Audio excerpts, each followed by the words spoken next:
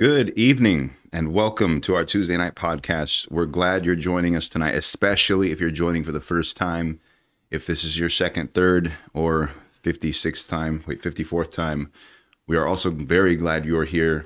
Those who are faithful and watch this and you invite people, this is what it's all about. We want you to invite people and to make people a part of this, to draw them in. So we want to be helpful tonight. Tonight, we're going to have a good conversation talking about culture and Christianity. I won't even go into where this came from, but I feel like it's very valuable, and I'm hoping tonight will be informative for the non-Christian and challenging for the believer. So let's start off right off the bat.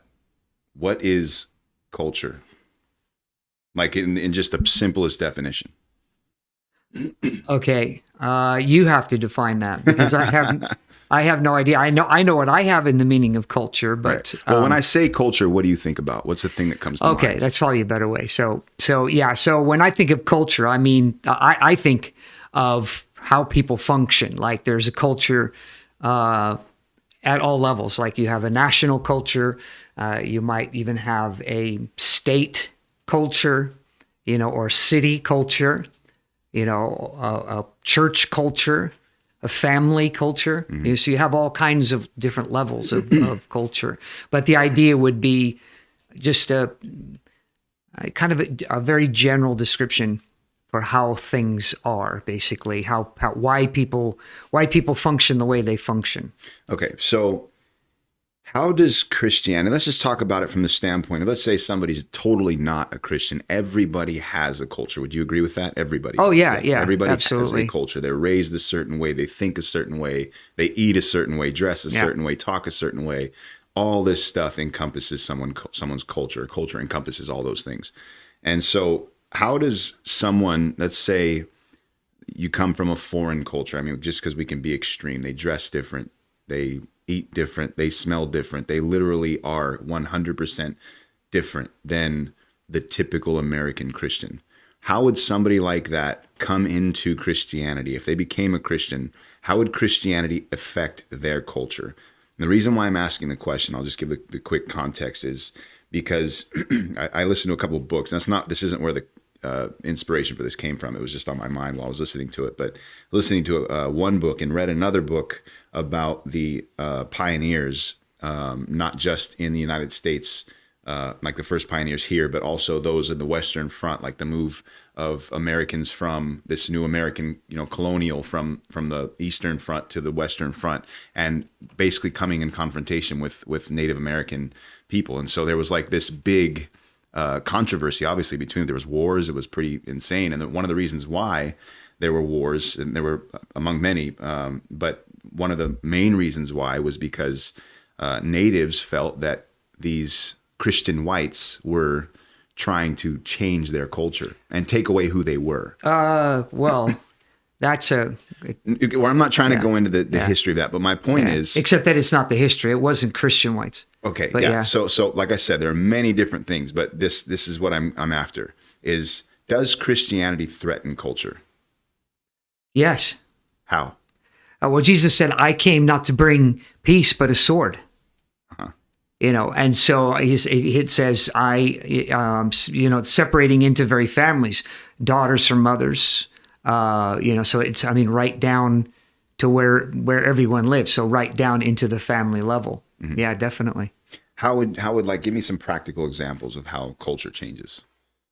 Well, because it's not so much that culture changes, it's that when somebody converts, they become counterculture.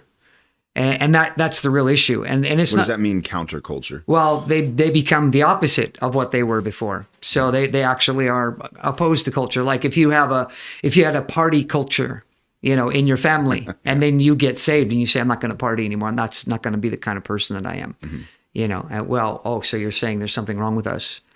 And so that it's very interesting over the years I've been able to go to different countries. And while I'm in these countries, to hear the testimonies of people that become Christians in those different cultures and how it affects, it always affects family culture, no matter what it is. It could be, so Chinese culture, ancestor worship is a very prominent thing. Even for people that would be I would say are non-religious, it's such a deep cultural issue of so there are certain rituals that you go through, that certain things that you do, you go to the temple once a year or something like that. You have to, make these offerings for your dead relatives and things like that. And so, of course, that runs counter to Christianity. And so you become a Christian, and now you're having to tell your family, I'm not into that anymore. I don't do that. But then you can go to some place like Romania, and Romania is an Orthodox culture. Many people are part of the Orthodox Church, kind of like how Hispanics are for Catholic. There's a culture of Catholicism in Hispanics. It's not like you wouldn't go to say to Americans, well, Americans are predominantly Catholic, right? Because it's not that we don't have a predominant religion, as it were. It's not a part of our culture. We have a place for it. We leave room for it in America, but it's not predominant. Maybe years ago you could have said that America was Christian, but now that's changed. Yeah. And so people are not like that anymore.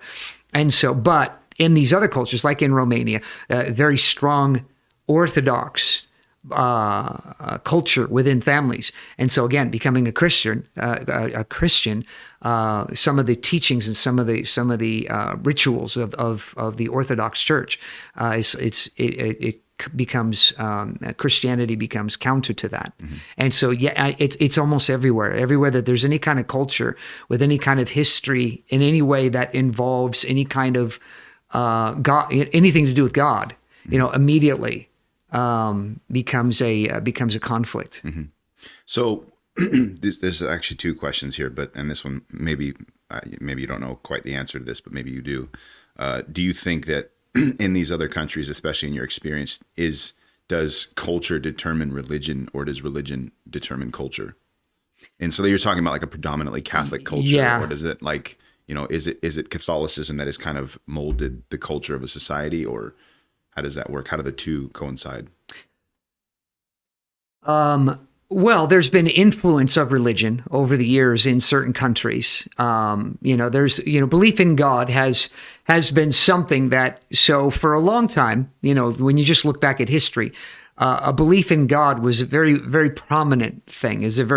When I say prominent, I don't mean people believed in God. I mean there was it became part of their culture. It was something that they actually invested time and energy into. You went to church, these kinds of things. That the belief in God hasn't changed all that much. It's the cultural infusion of religion that's changed over the years. And so a lot of countries now are not so religiously infused into their culture. But in terms of going to church, that kind of a thing, so especially like throughout all Europe, most of Europe has become very, very non-religious in terms of, not that there's a large quantity of people that don't believe God exists, just a large quantity of people that just don't believe the church is valuable, or, the church in general, whatever that form it may take, whether it's church or synagogue or temple or whatever. And so I would say that what you're seeing over time is just as time has moved on, religion has a lower place. Generally speaking, religion has a lower place throughout the world in general. Religion is losing its momentum in culture. Mm-hmm. And I personally think that's a good thing. Yeah. So how would you describe American culture outside of church? So, I mean, you just said that America used to be a Christian culture. You could call it a Christian culture, but now that's changed. How would you describe American culture today? In terms of anything in particular? Yeah, like would you be able to generalize it or categorize it? Oh, okay. So you want me to generalize it, not in particular. So no, because that's one of the things that we pride ourselves on, and I think is a good idea. And there's the fighting backwards and forwards over whether this is happening or not.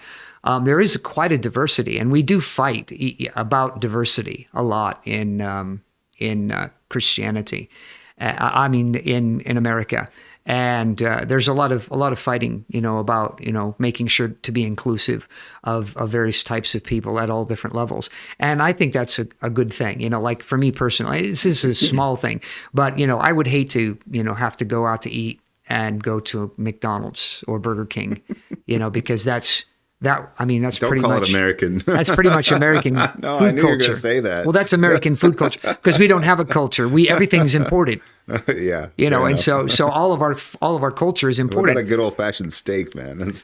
Yeah. At least it's gourmet. You Okay, make it well, gourmet, okay, yeah, you go okay. somewhere. So we could probably Gosh, put McDonald's. steak. We're so low in America that's our standard. That's Yeah, we could horrible. probably put steak in there. That would be our would okay. be our thing. Good old fashioned cattle. All right. Yeah, beef. Beef, right.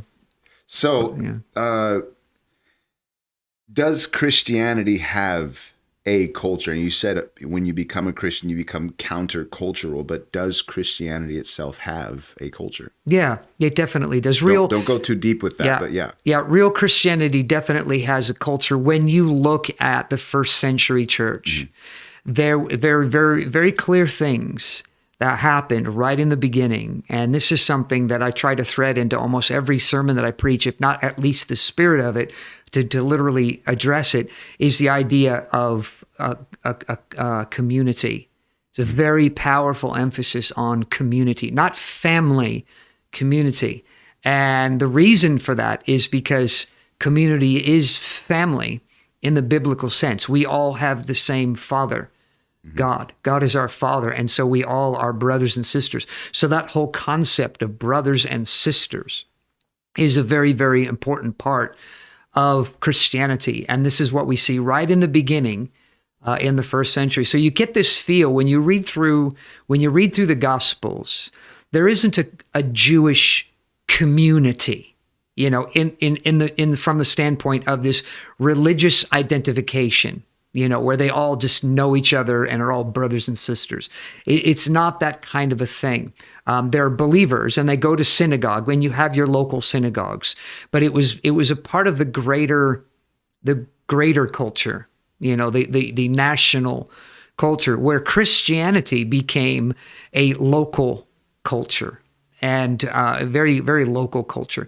And so people meeting together, it took on a whole different meaning, when Christianity began to grow. Yeah, and you could say that there were identifying marks, the persecution and things like that people got together in this sort of camaraderie.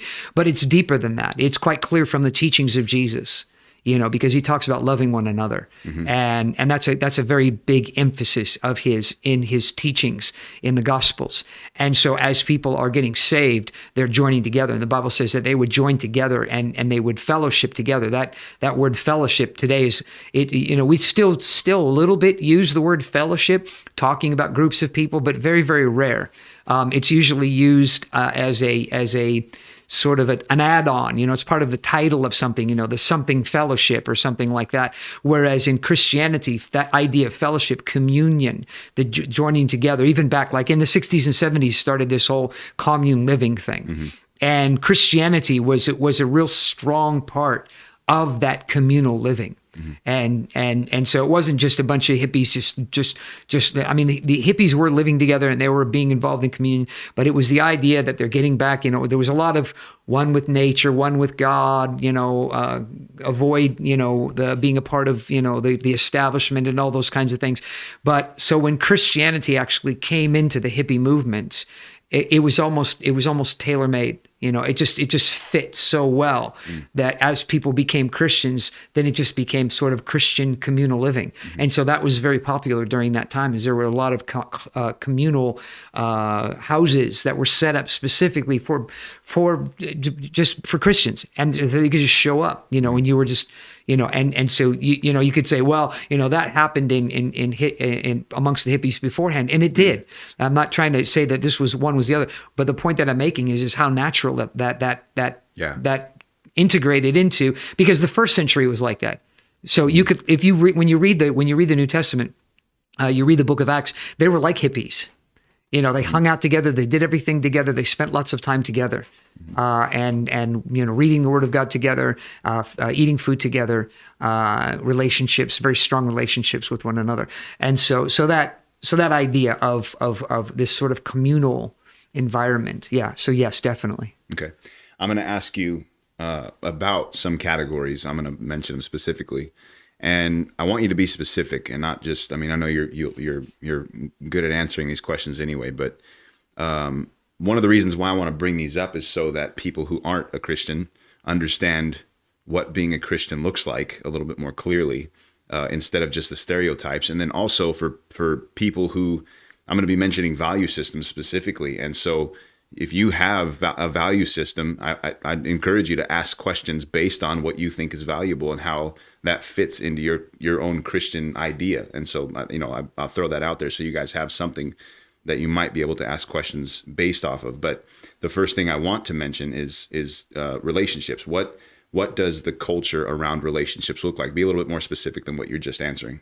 So what I'm talking about is really in some ways, how to say this without losing my point. It's defined. It's very clearly defined in the Bible, and it's not as commonly practiced today. That doesn't mean that it shouldn't be, or that somehow the Bible is over optimistic. Or because I was going to use the word idealistic, and it's not the idea of idealistic, it's the way that it should be. And that's probably a more specific way of putting it. Real quick, let me stop you there. Is that, do you think that that's because American culture is no longer really like that? Well, we're not talking about American culture. Okay, but is this a worldwide thing that you're saying it's not? Christianity. So, I see what you mean. Like the reason why it's not. First world. Okay. Yeah, I don't know that I would limit it to America. Okay. But definitely first world, because of my travels in third world countries, this is not as common of an issue. Mm-hmm. No, you're right. But I think a lot of it comes from the sort of capitalistic. I'd say it's more of that issue. So any countries that you could see that are capitalistic, even if their government is not set up that way, or their society is not set up that way. But the more, so like, I would say like England, Germany, France, America, places like that have sort of a show in the market. Mm-hmm. And you could Don't go too deep in that. Yeah. You could put China in there, except that China's kind of it's an enigma, because it's like China is very involved in the world market, but the people aren't. There's millions of people that are doing very menial tasks and making very little money. Mm-hmm. Millions and millions and millions of people like that. I mean, it's not, so from that standpoint, we have to be a little careful talking about that idea. Right. But that's, so your question. Relationships. Relationships with one another. Yeah. Yeah. So that was the thing, and so that's that idea of relationships is very biblically speaking, relationships are everything in Christianity. I mean, it is the bread and butter of Christianity. The Bible says that that you've passed from death unto life because you love the brethren.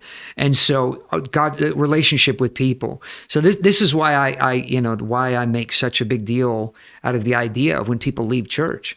Because when people leave church, first of all, when people's attitude towards church isn't important, they don't understand the fundamental idea of Christianity. I mean, basically, they haven't actually got Christianity 101 yet.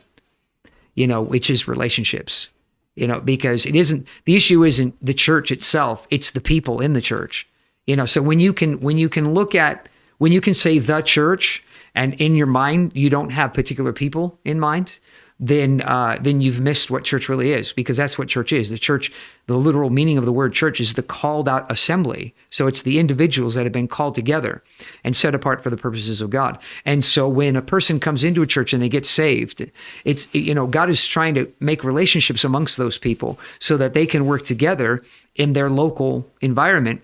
to bring other people to that. And so when somebody says, well, I don't need that, I can go to any church, or it doesn't matter what church you go to or anything like that, they just miss the fundamental of relationship. Is because every time you leave a church and go to another church, you have to start all over again at building your relationships with other people.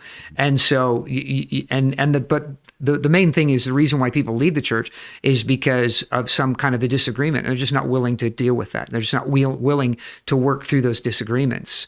And so they leave. And so, but in the Bible, that wasn't the case.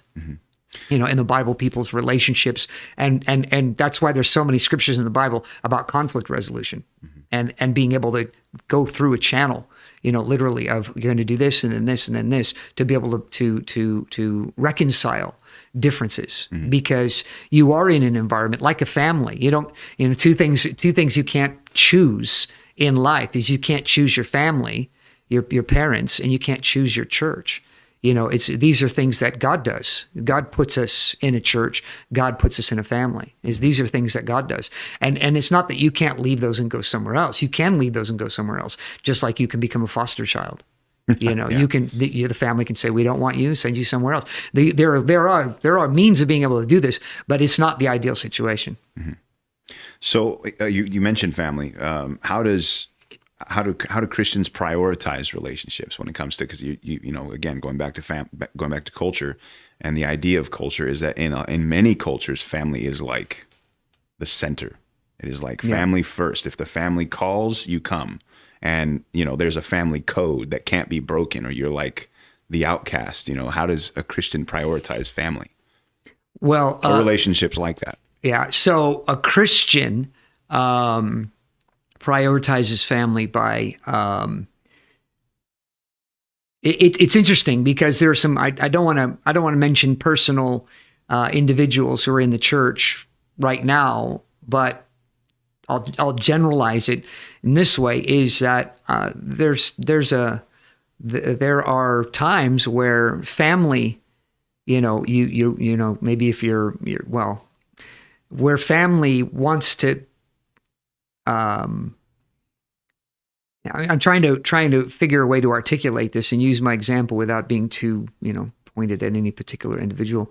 But Go ahead. Yeah, Throw no, me I under don't. the bus. No, it's not I'll you. take it. No, no. It's just sometimes. So the issue is that you don't diss your family. You know, if you have unsaved family and you're Christian, you need to have the wisdom, because there is a wisdom, you know, of being able to see family, you know, and to spend time with family, you know, and to make family a priority. So Christian does value family relationships. Yes, absolutely. Yeah. So like when I was living in England, that's probably a better way to make an example. When I was living in England, you know, I would come back. I was only back for 2 weeks, once a year. And so I made it a point that Saturday, because we have the conference from Monday through Friday. And so that's that. And then the next week, I'm wanting to spend some time with people that I haven't seen in a long time from the church that I'm from and that kind of thing. But I make sure that the Saturday before right after the conference, that I don't ever make plans with anybody other than my family. You know, so my mom, I see my mom, my brother, whatever other family is able to come. We have like a family, you know, gathering every year when I was there. I mean, now I'm still in another state, so it's not, I don't see them every day, but I have more opportunities to be able to go back. But that's what I'm saying is that, so I make sure, you know, it's not like, oh, well, you know, you're second to everything else. And so once I've satisfied all of my relationship needs with people in church, once I've been in church, once I've done my churchy stuff, you know, then, you know, if I have time left over, I'll go see my family. It's never that. You know, there's always got to be that time, you know, where we're family, because they're a part, you know, they're a part of your life. I mean, God puts you in that world, earthly family, you know, not so you can kick them all to the curb. You need to learn how to be able to work between, I'm a Christian now, I'm serving God, but I still am part of this family. And you have to learn how to accept me as being a Christian and some of my responsibilities and obligations and things like that. You know, but I'm not just kicking you out of my life, because that's one of the things that's often mentioned about Christianity. You know, that church, they tell you can't have anything to do with your family. It's not true. Mm-hmm. It's not true at all. So what about holidays, celebrations, stuff like that? How do Christians view those? Are there certain holidays that Christians don't observe, or are there like, how does it affect the celebration culture? Well, when you say Christians have holidays they don't observe, I don't know which ones you're referring to. No, I said, do they? Do they? Oh, yes. okay. Oh, yeah. Yeah. I mean, there's no, Paul They says, celebrate birthdays and stuff like that. yeah, Paul said, that there's no such thing as this idea is no day is greater than any other day. And so, holidays and things like that are they're personal issues. That's the whole point. He goes on because he's talking about some people regard a certain day as being valuable, other people don't. It's not a big deal, in Christianity. And so, because we have, like, for example, when I go to China, there's not a big Thanksgiving celebration. And if people don't know why that is, then I'd say that they probably should just go take a history class. But while we were in over Thanksgiving, we were in China. The friend of mine who was pastoring there, they actually got a turkey, and we invited people over for church, and we explained to them about Thanksgiving and what Thanksgiving means to us as Americans, and the importance of Thanksgiving and why we do this, but we're not expecting them to be involved in that. But so my point being is that that's just an American thing. It's not a Christian thing. Right. And so, but celebrate, don't celebrate, that's a personal decision. Mm-hmm. What about, and I mentioned value systems overall. These are all kind of value systems, but what about the Christian value system in general? What do Christians see as valuable? Maybe a few specifics. I'm sure there's tons, but what do Christians view as valuable in general? Eternity. Yeah, eternity is the most valuable thing. Everything else is secondary to eternity, because without having an understanding of eternity, I preached that Sunday, without having an understanding of eternity, life just doesn't make any sense otherwise. You have to understand the necessity of eternity in order to make sense out of life. The idea that there's a life beyond this life, that we die, but that we're not actually dead, that death is really just a transition into eternity. We were meant to live forever when God created us. That was the way we were created. And so taking that, without that understanding, you just get all kinds of really meaningless philosophies, trying to give purpose to life and meaning and things like that to something that's only going to last for 100 years. There's especially, could you imagine, you get to be like, 60, 70 years old, what's the point of giving yourself to anything of any real value in this life? Because you're only going to be around for another 10 more years. And often what happens is people get to that age and they realize, man, I've been wasting my life. I've been working like crazy for what? Now I'm going to die in 10 years and I haven't really even experienced life. Because the idea, we unfortunately understand too late, experiencing life is not what we've been doing, at our job, our career and all those kinds of things. Experiencing life is the thing that's important to us. So, but then we get to this place, where we're going to die, and we finally discover this. But the good news is that at the end of this life isn't the end of life either. There's something even far deeper. So eternity, definitely, hands down. So we have a question here. I'll interject this in. What would your response be if someone asked you about Mark 3:35? What exactly is the verse talking about, and does it apply to the family topic? Well, what I would probably do is first tell them, I don't actually memorize every scripture in the Bible. That would be my first response. I pulled it up because I say, so if you could give me a little clue of what the verse actually says, then we could probably try to do something. It is for whosoever shall do the will of God, the same as my brother and my sister and my mother. Okay. Jesus is using that with his family because his family is waiting outside. Problem number one. So here's Jesus inside with all these people, but his family is outside. Why is that? This is some kind of conflict. You say, well, there wasn't enough room.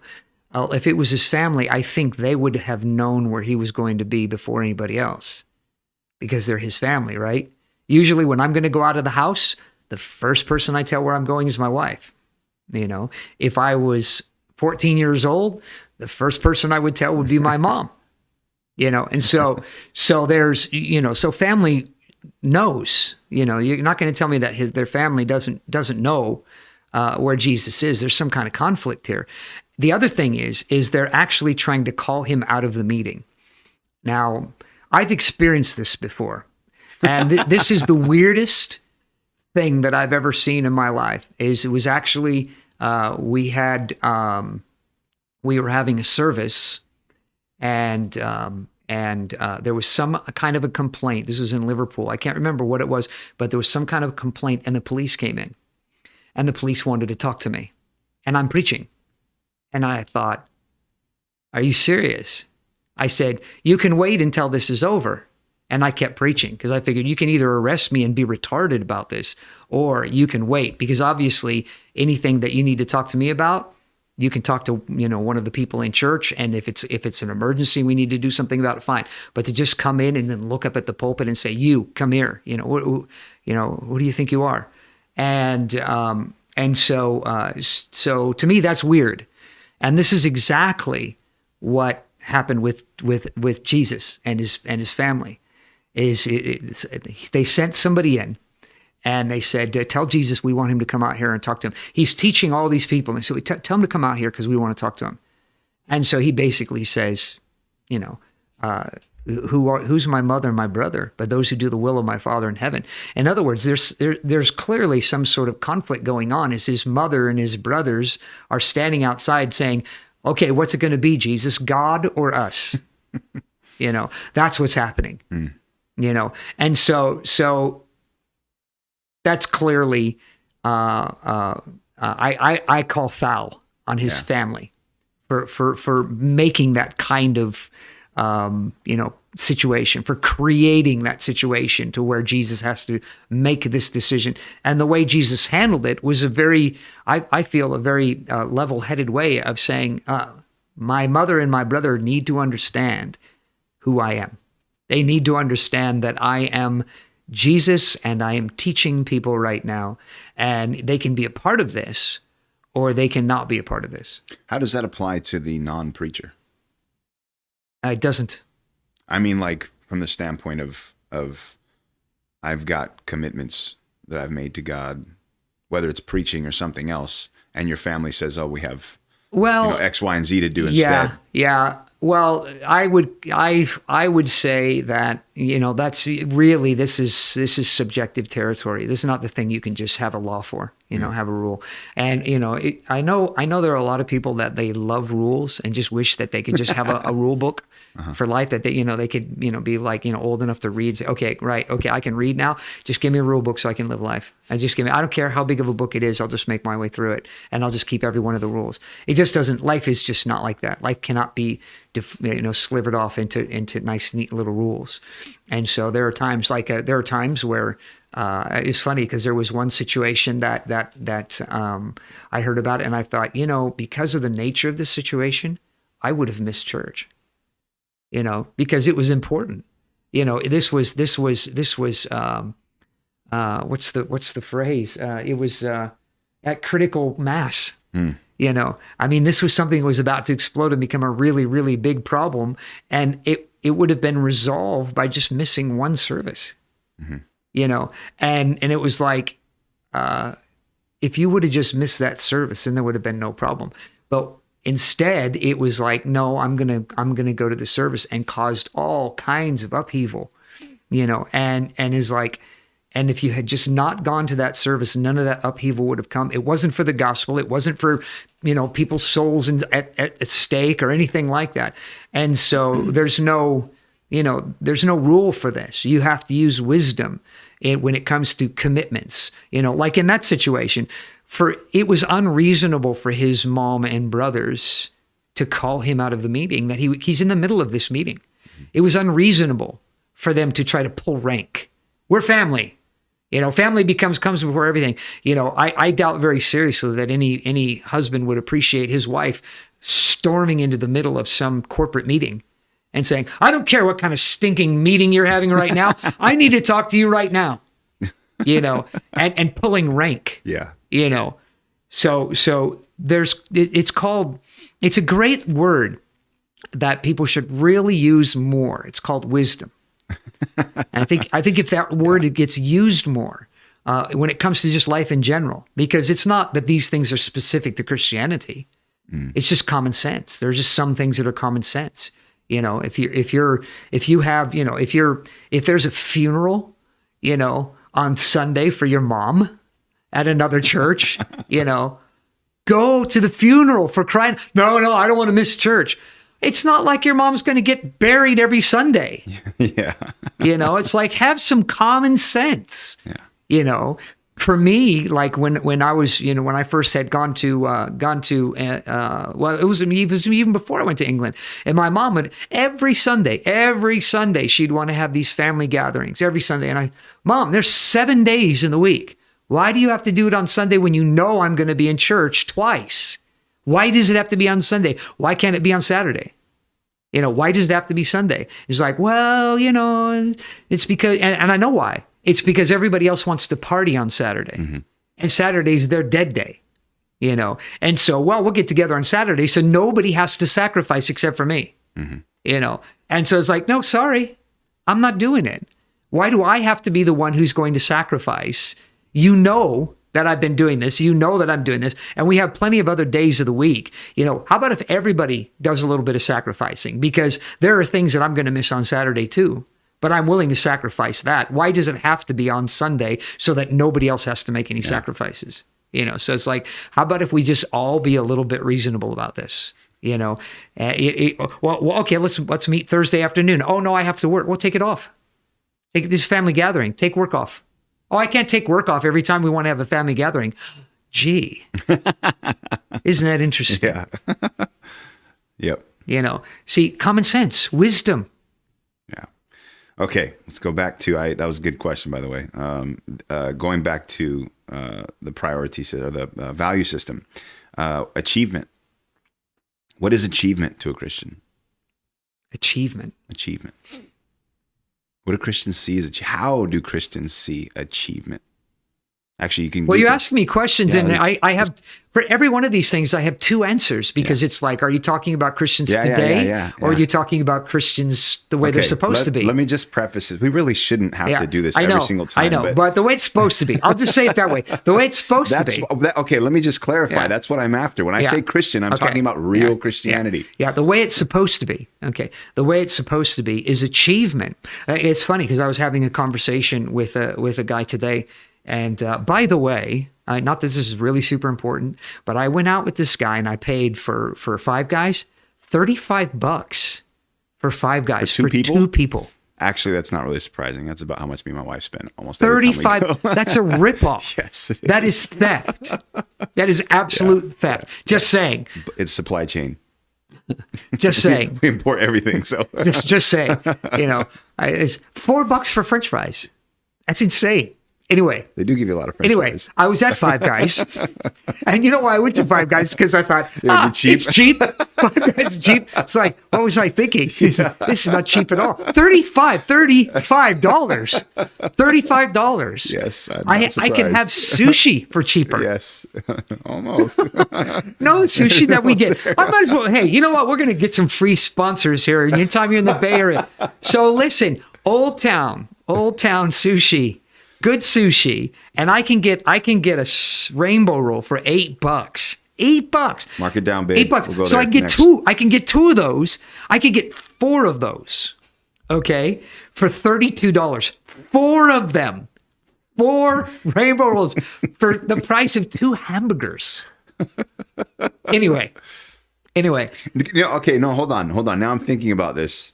Oh, I haven't answered the question yet. I know. I'm thinking about that question again, and I want you to answer both. What is the I don't want to say religious. The reason I was going to say what I was talking about that. Give me both answers, in other words. Okay, well, the reason I was talking about that was because we were talking about the idea of purpose, and I told him, I said, listen, my purpose in life, because I'm helping him. He started coming to the church. He's got a Christian background, but I really wanted to help him. To understand that there was more to Christianity than just the religious version of Christianity.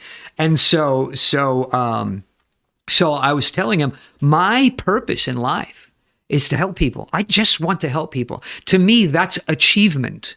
When I have helped people, I don't need to do anything more. There's no other marker that I need for that. Because we're talking about that, and I was mentioning, these, very famous CEOs, and they're making, and I said they're basically, all of them are just making electronic toys. That's really all it is. We talk about how they're making life a better place for us, but they're really not making life a better place for us. They're just making life different now. It's no longer about making it better. It's just different. And so they're just making electronic toys. And I said, 20, 30 years from now, most of these people, nobody's going to even remember them anymore because they're just doing what everybody else is. And as I thought about that, I thought, the truth of the matter is nobody's going to remember me 20 or 30 years from now either. So it's not about that. It's not about leaving a legacy, though legacy is important because there is an importance in that. As to your family and to those who know you, leaving a good testimony, legacy is important. But the truth of the matter is that I'm probably not going to be remembered 20 or 30 years after I die. Mm-hmm. And but as I thought about that, I thought that really is the issue, though. If I can help people before I go, if before I leave this planet, there are people who say, because of me, and there are names of people over the years that I could name, and they wouldn't have a problem with me naming their names, that I could name their names because they look at my life and they say, you know what? Having met you and having learned about Jesus and having been taught by you about Jesus has put something into my soul that is valuable to me, and I will never forget as long as I live. And, this is people I haven't seen for many, many years, 10, 15 years that I haven't seen these people. They still, anytime that we have any kind of correspondence whatsoever, which isn't very often, from most of these are from England, and their response is just, what you've done for me. That to me is achievement. More than anything else, that's achievement. To be able to see people come in and they're just, getting beat up by life, and then they're able to bring their lives under control, and they're able to live life under control, and to be able to just go on, they build a life for themselves. They've got a family, they've got ministry, they're helping other people, and to know that I was able to play a significant role in that, not just simply that, they were, members of my church, but people I personally invested in. And so for me, and you see this in Christianity, this is why I kind of build up all this, is that this is what Paul talks about. Paul talks about this a lot, is that his desire is to come and to be able to impart to people, that's his desire. How I long to see you, that I may impart to you some spiritual gift that you may be edified, that we may mutually be edified. And so there's a real powerful understanding there that we can be used by God to be able to make an influence in other people that can last them the rest of their lives. And so that's it. What do most Christians, maybe I'll be gracious today. What do some Christians feel today is an achievement? All the same things that non-Christians feel are achievements. It's very similar. Which makes me question their Christianity if their values haven't changed. Mm-hmm. I have to ask myself, how can you say that you're a Christian if your values are the same as they are as any non-Christian? Mm-hmm. So, but that's the issue, really, is influence for long term. Yeah. So, what about valuables, or not valuables, but value in general? What do Christians value?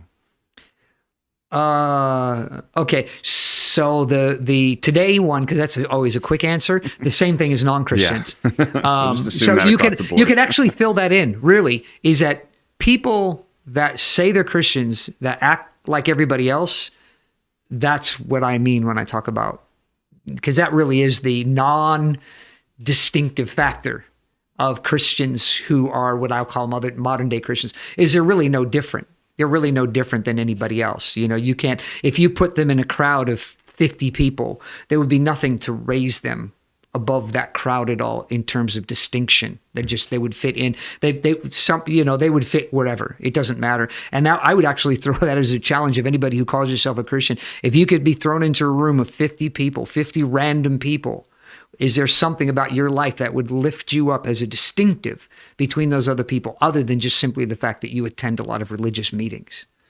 I think that's a very critical element. So going back to the value, is the things that are valued are they're eternal things. Relationships should be we already covered that ground. Relationship is, to the Christian, a priority. It's a top priority. Having good relationships, husbands with wives, parents with children, family within family, church members with other church members. All of these things are the top priority of their lives as valuable.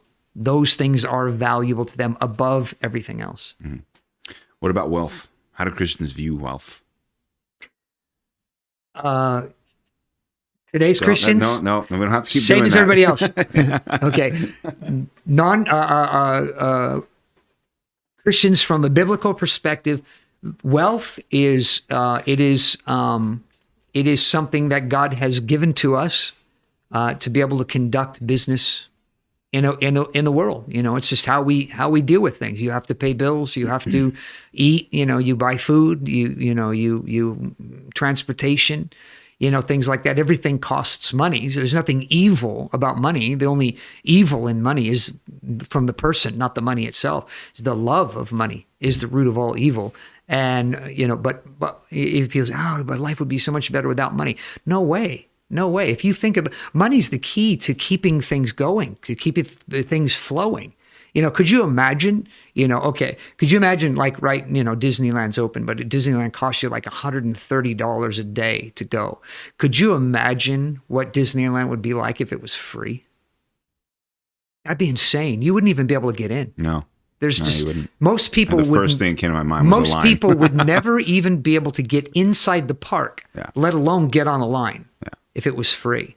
It has to be that much money to give people a chance to actually go. Mm-hmm. Because the amount of money that it costs actually limits the amount of people that are in the park. And that's a good thing. So there was no money. No, absolutely not. And then, but that means that, there are things in life that only rich people can enjoy. Okay, there may be things in life that only rich people can enjoy. But what does that tell you then? That tells you that maybe you should learn how to be wise financially so that you can do more things. Mm-hmm. And that's part of being a Christian. Mm-hmm. Is part of being a Christian, biblically speaking, is a person who can be wise with their money. They're not always broke. They're not always in debt. They're not racking their credit cards to the moon, because they value the freedom that they can have to be able to do things because they're not overspending. They're not living beyond their means. Mm-hmm. And so this is this is biblical. The funny thing is that, and I know a lot of this is anti-Semitism, but what do Jewish people have a reputation for? They have a reputation for being able to go into a place and make money. So where did that come from? These are God's people, and so they can go anywhere and make money. And if you look at the Jewish people over the years and the things that they've suffered, and the attacks and the slander and the things that have happened to them, but yet they always seem to rise back to the surface. They're always able to reestablish themselves and be wealthy.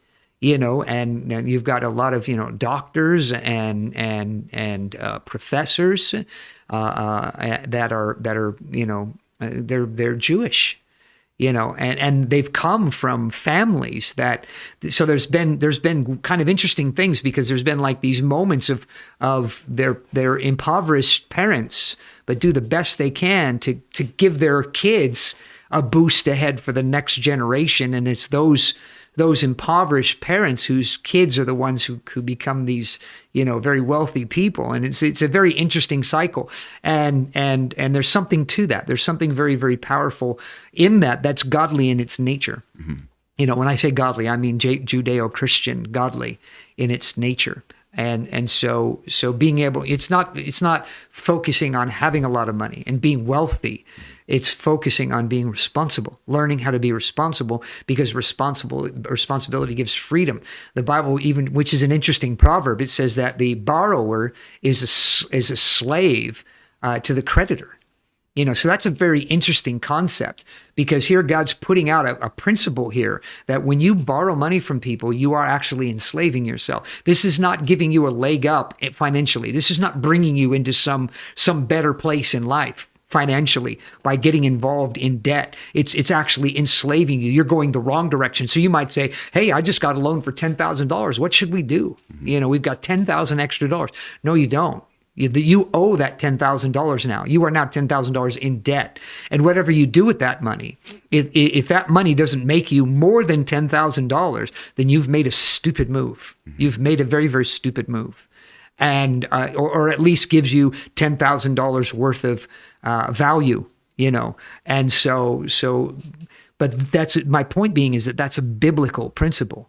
And so that's when it comes to wealth, that's the proper Christian perspective, is that wealth is something that God will channel to us to be used for the purposes, the necessities, and also, there's, charitable giving, because God wants us to be givers. And so this is, it's funny because you talk about that idea of wealth and it's funny because the way that 38 years, what I've discovered is the way to wealth is through giving, and there's no, it's an undeniable fact. And I didn't actually giving how? Giving to charity, being a giving person, being a charitable person, in general. It's not just giving to the church, but being a giving person, being able to do that, it's interesting to watch a person who they're kind of a stingy person, or they're really money oriented and they don't like parting with money, and then they become a Christian, and then they start learning about giving, and then they decide, you know what, I'm gonna do this. I'm gonna see what happens with this, and then they start doing it, and they realize, wow, this is a powerful thing I'd never discovered before, never understood before. That giving actually causes you to receive. That there's a supernatural reciprocation that comes from giving. All right, I'm gonna jump this other question in, and then we're gonna come back to the value system again. Kay is asking, is there an order to family, church, and ministry? No. Okay. Do we want to go back now? Can we go back to what? We'll go back to value system. All right. Good question, Kay.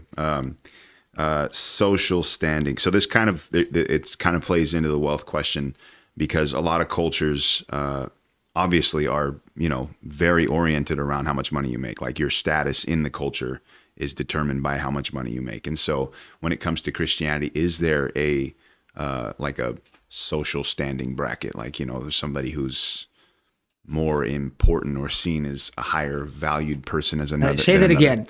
I'm not clear. Okay, so I shouldn't have done that. Is there a social standing bracket in Christianity? Are there certain people who stand at higher levels than other people in importance, respect level? Yeah. Yes. Mm-hmm. Yes. There is a hierarchy. There you go. That's a one word to describe everything. Thank you. Yeah. There is a hierarchy. Yeah. There's definitely a hierarchy. It's a hierarchy that's been created by God. Mm-hmm. But that hierarchy is not a dictatorship or a tyranny. It is just a hierarchy of authority. And the reason for this is that you cannot have a functioning society without some kind of hierarchy. And so if you look at all the forms of government that people are fighting over, every one of them has a hierarchy. There isn't a single, well, except for anarchy, but I don't know anybody who is actually fighting for or promoting anarchy. They are usually fighting against every other form of leadership. So I wouldn't call anarchy an actual form of government, because it's the dismantling of everything. And so we'll leave that to one side. But if you look at, I could have made some comments there, but yeah, if you look at communism, socialism, capitalism, you look at those types of monarchy. So you look at these are common forms, although monarchy is kind of going by the wayside. They're common forms of government, but they all have a hierarchy associated with them. There's no way to get away from that. And so the idea of socialism, or even trying to do, Marxist communism, it really is fictitious, because there always has to be somebody at the top. There's no way that you can, it's because the actual symbol for these structures is an inverted triangle. Well, what's the problem with an inverted triangle? Yeah. It has nothing, it has no base. So there's no way that it can stand. So you've got all the people up here, going down here to some more common point. And it's like, sorry, there's just no way. There's no way for that to be functional. The only way has to be a narrower top and a broader base. So it has to be the few who are governing the many. The structure of that is important, to define it properly, but that's the only kind of a structure that can actually function, because you have to have measures. So the person at the top is the one with the greatest amount of responsibility. But see, Jesus brilliantly dealt with this, because he said the greatest among you must be the servant of the all. So that person at the top of the triangle has to have in mind the broader base, or else they're not qualified to be at the top anymore. And so that's the only way that structure can work. But so that's why the Bible says that God has given. So the Bible talks about how Jesus, which if you think of the language of this, is powerful, because it talks about Jesus ascending back into heaven. Okay, so he's leaving the earth. And he's going away. He even makes a big deal about this and says, I'm not going to leave you comfortless. I'm going to send you the Holy Spirit so you're not alone. But he's going away, understanding that there's going to be a vacuum there. But then it says that as he went away, that he appointed pastors, evangelists, prophets, and teachers for the perfecting of the saints for the work of the ministry. So that's the structure of the church, is you have the leadership of a pastor or pastoral leadership, not necessarily a singular individual, but pastoral leadership. And that's why the usage of the word pastor is a shepherd. It's somebody who's leading the others. And following by example. And we could go into all kinds of detail with that, but it's not probably worthwhile. And so you've got that, and then you've got, evangelists, prophets, teachers. So you've got this group of people that are at the top that are over the lower, the total, so you've got God's people, and then you've got this leadership. So there's a hierarchy. Yeah. But not in terms of status. That's why I wanted to get to that before I forgot to mention that thing. Not in terms of status. Now we do that today, as humans, we call people pastor and things like that. But honestly, that is not a Christian idea. Jesus even said, call no man father who's on the earth, rabbi. He talks about the issue of rabbi, which was it was a legitimate thing that people called people rabbi. People called Jesus rabbi, and so he didn't correct them. No, don't call. So it's not this thing where you're trying to push down this idea of having labels, but his understanding is there's nothing special about that position. Being a pastor is not you've arrived, but we do, Bible talks about giving double honor to those who lead among you. And so there's a respect factor, but that's an earned respect factor. And so it's not something that you just, I'm a pastor now, so you better respect me. It has to be something that's earned. And so yes, there is a whole structure within Christianity, just like there's a structure in any society, because that society cannot work without some kind of structure. But God has established that structure in such a way that structure is self-accounting. It's accounting to itself. Is that if anybody has a grievance against a particular pastor, then somebody above them, then they're to share that with another person. If there's somebody above them, then they go to that other person, right? But otherwise, they're to take two more, that are in agreement with this and confront that individual at a brother level. It's Matthew chapter 18. And so that the only reason I know that scripture is because it's something that we, as a part of our sort of policy, as a church, as a fellowship, is a policy that this is how we handle things. We handle things the way Jesus said to handle conflicts within the church. And so that's the idea. So you may have a leader up here, but he's not untouchable. You can bring two people. You're one person. You can bring two people, and you can have a meeting with that individual. And to do that. And the sad part is that most people they would rather just leave the church than to do that. But that's the right way to do it. Is you're supposed to do it that way. So there is an accountability involved in that structure. So yes, to answer your question, there is a structure, there is a hierarchy to it. But as far as status symbol, There's not any more of a status symbol than there is in the American form of government when it comes to the president. As the president isn't untouchable, there's a whole measure of accountability underneath. There are ways to go about it. And when a president goes rogue, there are people to call that into question. And there's a similar sort of thing in Christianity. Mm-hmm. Okay. We're running low on time, but I have a couple more things I want to cover. So maybe just fire these ones off. But self-worth, again, this goes back to, cultures being driven by the idea of your self-worth, and a lot of it again is wealth-based, but you're in the mindset that you're only as good as your dollar value. If you can't make money, if you can't support your family, if you can't, or you're not supporting your family with comfort, you're not really a man, or you're not really a woman if you can't produce children and stuff like that. So there are these self-value systems, and you're only as important as these kind of standards. And so how does that work in Christianity?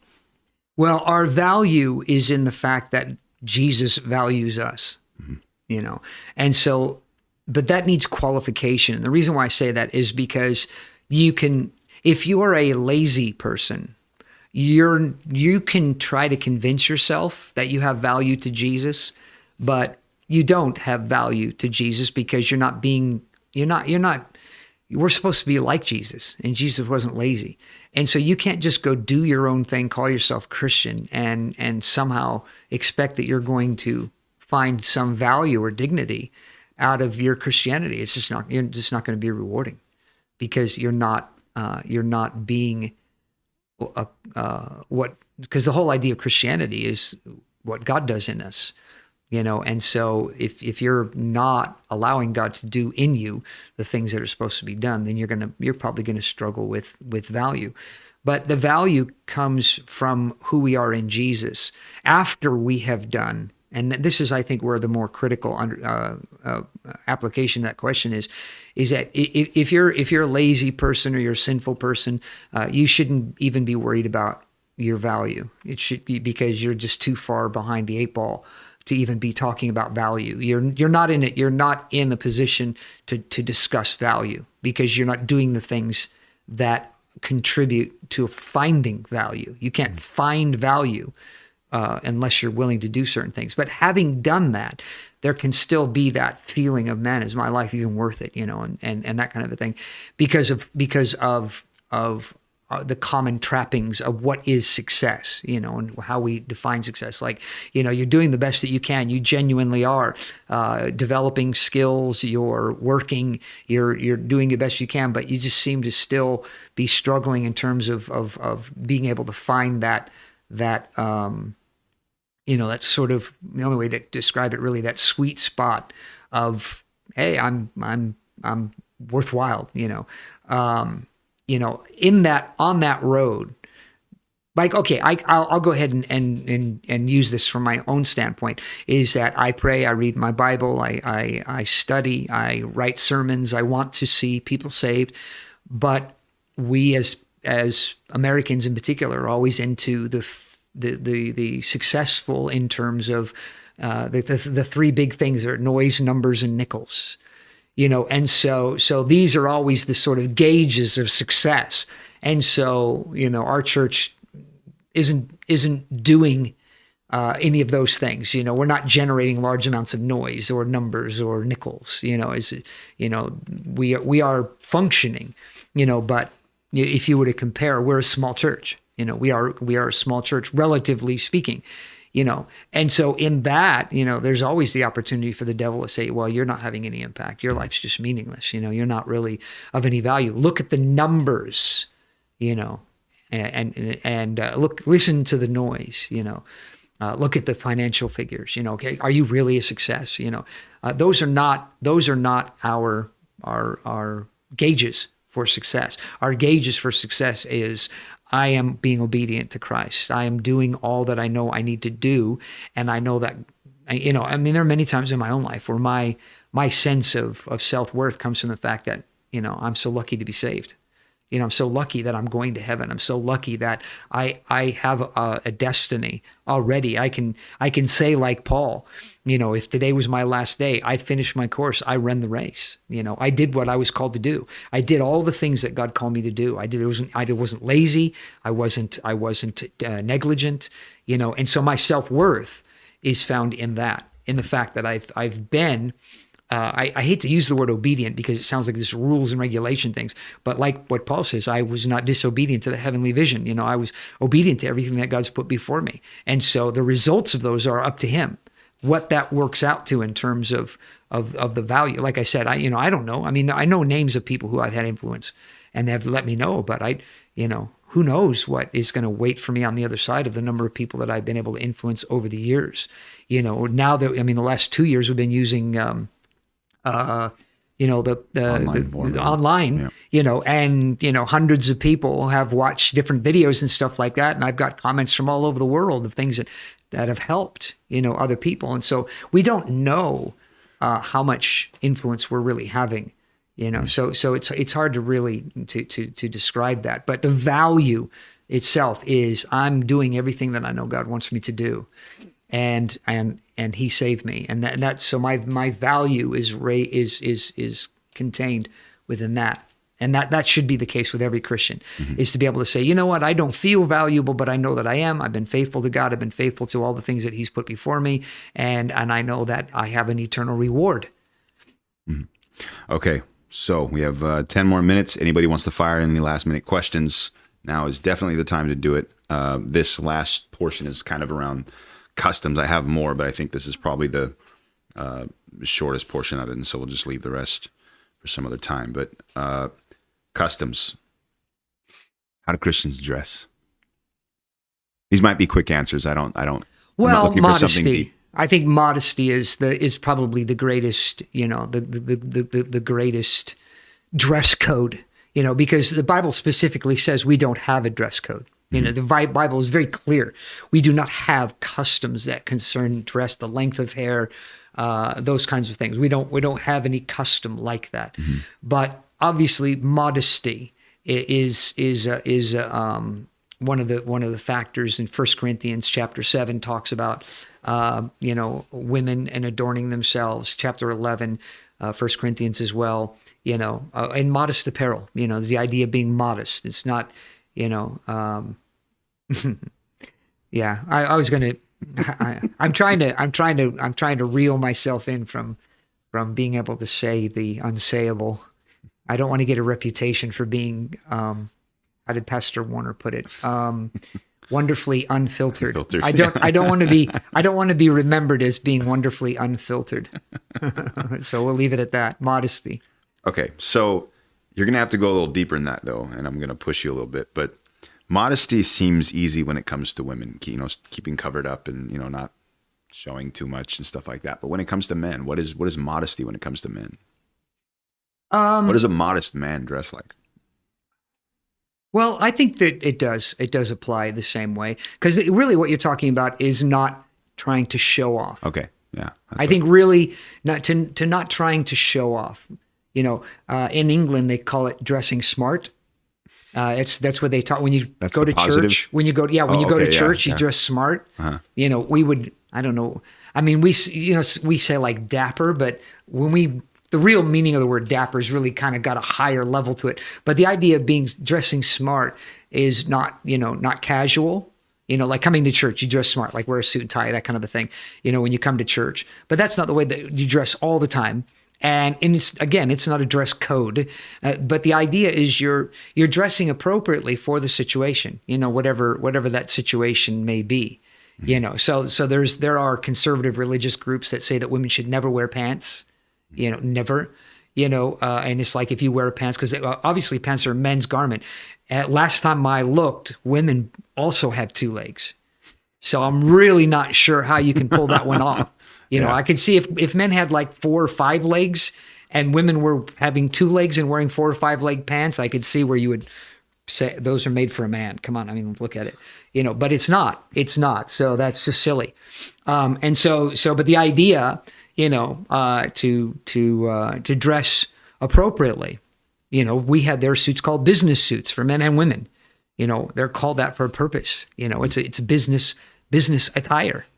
And so it's no real difference than what would be normal life. It just, the difference is, when I say normal life, more and more we're moving, because like, especially as something I had to get used to moving into the Bay Area. They call it being casual, but it's actually a statement, to go to work in shorts, and a t-shirt, because people do it even when it's like winter, 50 degrees outside, just like that, because I just want everyone to know, that I can dress however I want.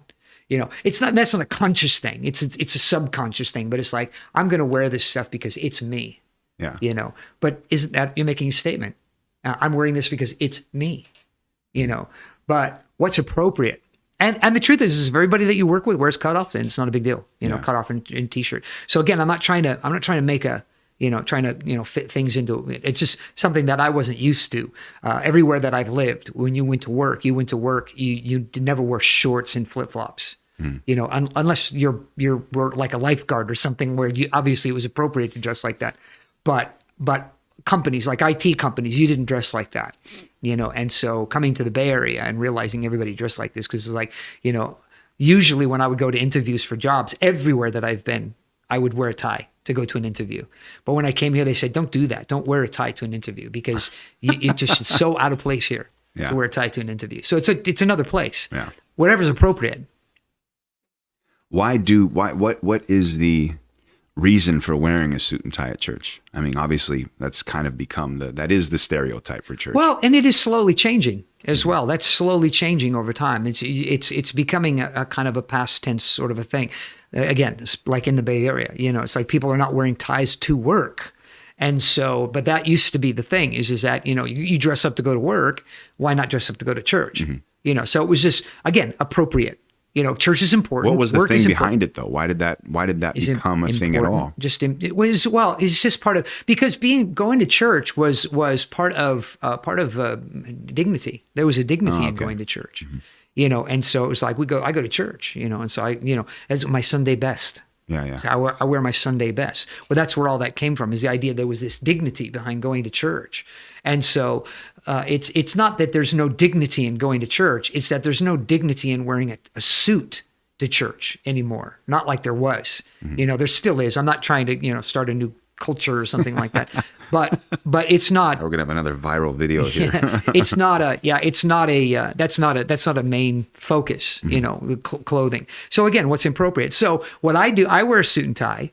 When I'm preaching, because number one, I'm the preacher. And number two, I want to make sure, because I know people are not going to go, oh, he's wearing a suit and tie. I don't want to have anything to do with this, but they might if I get up there in shorts and flip-flops, so it's like, and especially because I don't think I am particularly appropriate to wear shorts and flip-flops at any occasion. So. Okay. All right. This is kind of my last question. Facial hair. I know it's a, and I'm not saying this on for some kind of, underlying reason, but again, this stereotype, I'm trying to figure out what the deal is with this kind of stuff. All of these things have a similar thing in common. And this is my attitude. You could put facial hair, clothing. I have this feeling there was some third thing in there, and maybe not. Maybe it was just those two.